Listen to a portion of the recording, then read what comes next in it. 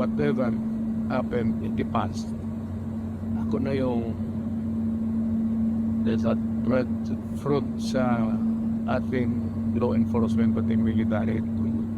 Sinabi ko na I will protect you and I will ako ang managot sa lahat. This will be a long legal proceedings, but I say to you, I will continue to serve my country at so be it.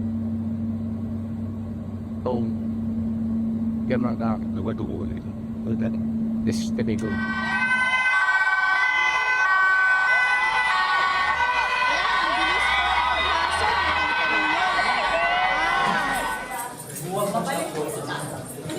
Yes, sir.